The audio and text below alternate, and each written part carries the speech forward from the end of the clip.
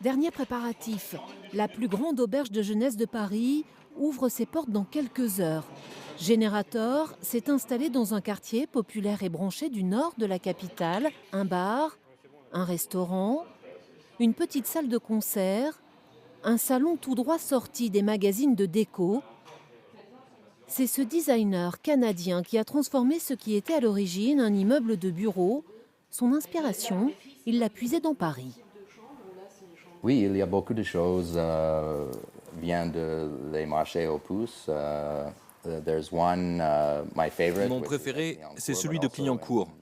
Mais il y a aussi les puces à côté dans le 15e. Bon, oui, c'est ça.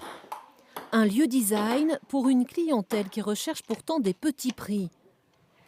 200 chambres, plus de 900 lits, les dortoirs sont revisités, l'auberge de jeunesse est dépoussiérée. On a fait le choix d'avoir des petits fauteuils, une petite penderie pour donner un petit aspect coquet à cette chambre. 2 douches dans ce dortoir d'un nouveau genre, 25 € la nuit par personne. Le but est d'attirer les jeunes, mais aussi d'élargir la clientèle. Aujourd'hui, on peut avoir des familles, on peut avoir des businessmen, on peut avoir des groupes, des orchestres, des équipes de sport. C'est très variable aujourd'hui. Alors voici notre chambre premium.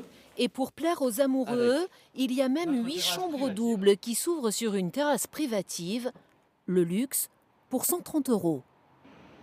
Autre ambiance, autre lieu, 18e arrondissement de Paris, l'auberge Yves Robert, construite sur une ancienne friche ferroviaire. Là aussi, tout a été mis en œuvre pour accueillir une nouvelle clientèle. Les chambres partagées côtoient les chambres doubles et l'on y vient à tout âge. C'est pas un hôtel guindé ou quoi. Et bien entendu, ça ramène aussi un peu notre jeunesse, quoi. L'auberge de jeunesse est parvenue à se mettre aussi dans le 21e siècle. Parce que, bon, le corvet de pommes de terre, comme moi je l'ai connu dans ma jeunesse, a complètement disparu. Ce qui plaît, c'est le parti pris écolo de l'établissement. Un édifice habillé de bois sur une structure Eiffel qui séduit les défenseurs de l'environnement. On a de nombreux équipements sur le bâtiment, notamment la plus grande centrale photovoltaïque en milieu urbain, donc de Paris. On a également des panneaux thermiques qui permettent de chauffer l'eau chaude du bâtiment sans utiliser les chauffages qui coûtent de l'énergie. On a également des réducteurs pour la consommation d'eau. Fini le confort spartiate, les grosses couvertures en laine des auberges des années 30. Là aussi, on s'est adapté. L'auberge ressemble à un hôtel avec un petit plus, la convivialité.